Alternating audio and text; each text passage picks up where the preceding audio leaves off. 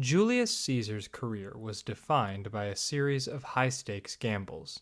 His most famous was, of course, his decision to cross the Rubicon and challenge Pompey in the last civil war of the Roman Republic. In making his crossing, he even referenced the chance he was taking by quoting the Greek playwright Menander and stating, "The die is cast." This may have been his gamble for the highest stakes, but Caesar would never have been in such a powerful position had he played it safe for his whole life. Born into an old, yet rather undistinguished family by patrician standards, Caesar knew from an early age that if he took the traditional route, he would never reach the top of Roman society.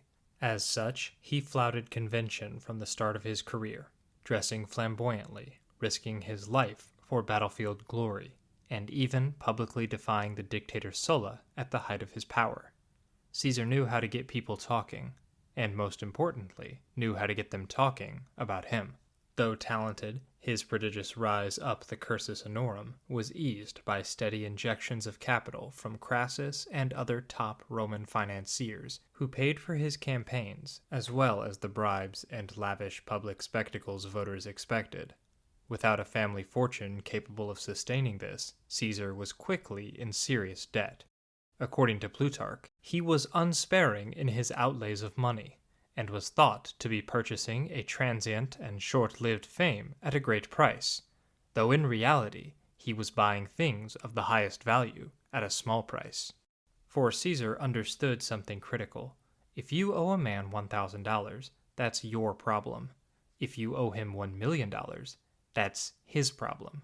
If you owe that same sum to a dozen men, then suddenly there is a group of wealthy individuals interested in seeing your career succeed so that you can earn the money needed to pay them back. Though his personal charm and the promise of an eventual payday earned him vast lines of credit, even Caesar seems to be near the limit when he campaigned for the office of Pontifex Maximus, the highest religious position in the state, and one that was traditionally the purview of ex-consuls and distinguished elder statesmen. Caesar, by contrast, was only in his late 30s and was still too young to even hold the consulship. Still, with his characteristic boldness, he challenged two of the most wealthy and influential men in Rome for the office. The favor of the electors appeared to be about equally divided, and therefore Catulus, who, as the worthier of Caesar's competitors, dreaded more the uncertainty of the issue, sent and tried to induce Caesar to desist from his ambitious project, offering him large sums of money. But Caesar declared that he would carry the contest, even though he had to borrow still larger sums. The day for the election came, and as Caesar's mother accompanied him to the door in tears, he kissed her and said, "Mother, today thou shalt see thy son either Pontifex Maximus or an exile." Caesar was coming home victorious, or he wasn't coming home at all. The creditors would have ruined him had he blown their money on a fruitless campaign, and his career would be finished. Being Caesar, he of course won. But why did he risk so much for an office that he may very well have been able to obtain later in life anyway? Aside from the obvious prestige associated with the top religious job in Rome, I believe that Caesar sought out the post because he knew just how critical it could be in ensuring that potential religious roadblocks to his reform agenda were negated. For in Rome, politics and religion were so closely intertwined that it is impossible for us to separate them. The purpose of the state was to ensure proper religious practice, and the purpose of religion was to ensure the continuity of the state, as so famously put by Cicero. This is not simply a case of blurred lines between two separate spheres. Rather, there was no line of separation at all. The prominence of the job and a successful military command as praetor raised Caesar's profile further, and quite early during the campaigning season for the consulship of 59, it became apparent to Rome's conservative oligarchy that the patrician populist was a shoo-in for one of the two positions as consul. The silver-tongued Caesar enjoyed a massive popular following, as well as the support of Crassus and the friendship of Pompey, though the truth about their alliance had not yet been revealed. The conservative circle that coalesced around Cato knew Caesar would win and feared the radical change he would bring to the Republic. They knew that they would have to put all their weight behind a suitable conservative candidate who could win the consulship and use the veto power that all magistrates enjoyed over their colleagues to keep Caesar in check during his year in office. Cato was too young to run, so the man they landed on was Marcus Calpurnius Bibulus, a man of impeccable breeding and a doctrinaire adherence to the regressive ideology of Cato and his ilk. On paper, he was the perfect candidate and the right man to oppose Caesar, but soon after the men took office, it became apparent that Bibulus was hopelessly outclassed by Caesar as a political operator and strategist. Apparently, it takes more than a sterling family lineage to make one a competent magistrate. Who could have ever guessed? As Caesar rallied Rome's masses in support of his legislative program, which included the comprehensive land distribution that Roman oligarchs had always dreaded, Bibulus meekly attempted to veto the legislation despite its enormous popular backing. Showing up at the popular assembly on the day of the vote, Bibulus went mask off and broke the cardinal rule of conservative politics. He was actually honest about his disdain for the plebeians. When the other gave him no answer beyond saying that he would tolerate no innovations during his year of office, Caesar proceeded to entreat him and persuaded the multitude to join him in his request, saying, "You shall have the law, if only he wishes it." Bibulus, in a loud voice, replied, "You shall not have this law this year, not even if you all wish it." And having spoken thus, he took his departure. This ham-fisted display by the opposition, combined with the public backing of the bill by Pompey and Crassus, caused the 3 tribunes who had previously agreed to veto the bill to withdraw their objections and to allow a vote. Left with no other alternative, Bibulus invoked the gods and stated that as consul he had discovered the displeasure of the gods and that the assembly must be suspended. Normally, this explicit reference to divine displeasure from a high magistrate would be enough to immediately call off the proceedings, but not today. Caesar knew he was close to passing landmark legislation and so made a radical decision. Bibulus and the evil omens he foretold would simply be ignored. As Pontifex Maximus, he said that he had the authority to interpret signs from the gods, and that he had seen nothing that warranted the suspension of the assembly. When Bibulus tried to physically intercede, the crowd, whipped up into a frenzy, turned on him, seizing and breaking the fasces that were the emblem of his office, and then pouring a bucket of feces on his head. Bibulus was humiliated and broken. Soon he stopped appearing in public altogether and spent the remainder of his year in office holed up in his mansion, sending out constant dispatches that he had seen prodigious omens that heralded doom for Rome if the Republic did not alter course. But, like his earlier pronouncements, these too were ignored. Bibulus's fear of going out in public and complete abdication of the responsibilities of his office would see 59 referred to by many Romans as the consulship of Julius and Caesar. Looking back on this episode, we moderns tend to read Bibulus's employment of religious objections as little more than a cynical ploy to stop legislation he was personally opposed to, and Caesar's rejection of the omens as a sign that he was not an authentic believer in Rome's religious traditions, or at the very least that he was opposed to religious interference in the political sphere. Those familiar with how modern conservatives employ religious rhetoric to uphold their causes, and the increasing secularism of progressive political agitation, are naturally tempted to employ this same dynamic to explain politics in the late Republic. After all, it seems to fit so well.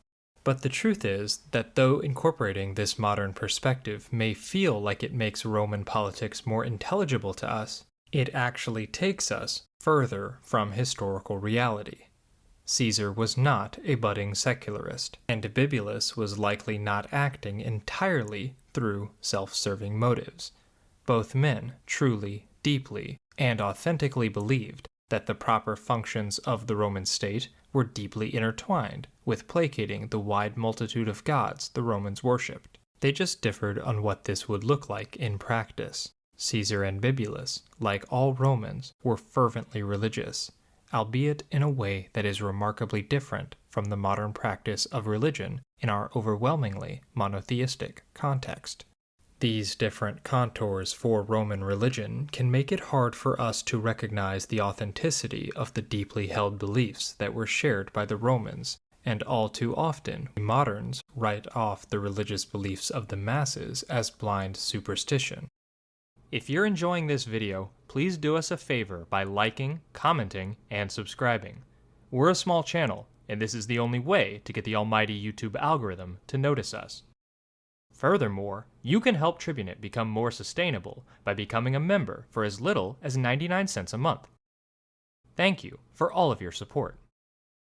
This brings us back to Caesar, a man whose rejection of so many republican norms, as well as a career built on realpolitik pragmatism and embrace of Epicurean ideas, has resulted in the impression that he was a skeptic, or at the very least not fully earnest in the public devotion he regularly displayed. But in my view, this reconstruction of a skeptic Caesar relies too heavily on partial evidence, which we, as moderns, living in a secular age, take out of context, when viewed through a modern lens where non-belief is increasingly taken as the default view. So, while, for example, Caesar did state in a debate with Cato that he did not believe in any form of life after death, we cannot take this as evidence that he rejected the polytheistic religious framework that Romans used to interpret reality. There was, after all, no system of orthodox belief on such matters, so Caesar cannot be accused of rejecting a religious system that his opinion was still firmly set within. To insist otherwise is to imply our modern monotheistic perspective where it does not belong. But in addition to misinterpreting the limited available evidence on Caesar's religious beliefs, those imposing a more skeptical mindset on him also unfairly discount his many public professions of religious belief. The man was Pontifex Maximus, after all, and as such was deeply embedded in maintaining the public practice of Roman religion. This case hinges, of course, on the view that Caesar was acting cynically in his public dedications to the gods, pointing to things like his regular claim of descent from the goddess Venus as efforts to exercise political control, rather than as earnest devotion or belief. This is, of course, more or less the same argument that is regularly presented to diminish the authenticity of elite Roman belief, but as such, the same case can be marshaled against these claims. As detailed earlier, politics and religion were not just connected, they were essentially the same thing, simply different avenues that embodied proper behavior within the Roman Republic. So our discomfort with the tightly interwoven religious and state organs of the Roman Republic is an objection only we can make. Caesar's rivals never accused him of exploiting religion for political gain, because they lacked the distinction which would have given them the ability to do so. But further, and I believe more critically, the modern view that persists in casting Roman religion as little more than a tool of social control neglects to take into account that the Romans at the top of the social pyramid, the ones accused of play-acting at religious devotion to achieve political ends, were almost certainly not acting cynically. They, too, were included under the umbrella of Roman consensus regarding the gods, and the fact that religion as practiced in the state affirmed their position at the apex of a deeply hierarchical society would only have left them more convinced this shared framework was true.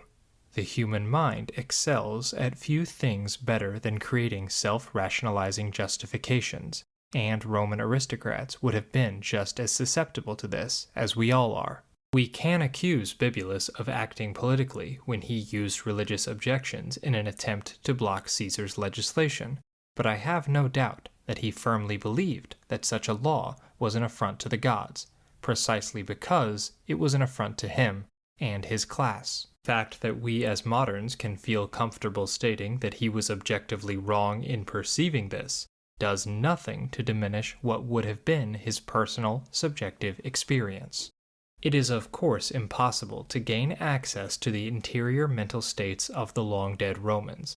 Because their actions line up so neatly with their stated beliefs, we are left with no choice but to take them at their word regarding their beliefs. This results in a portrait of the Romans and their mental processes that is certainly less intelligible to us as moderns, but it is the more accurate one, and our goal should not be to place them into modern boxes, but to understand the radically different mental landscape that informed their decision-making. This may make certain aspects of their culture and society less directly applicable to those of us who seek to draw out lessons from history, but it also illuminates more explicitly the profound transformation that has taken place over the past 2,000 years in our understanding of shared morality and social values.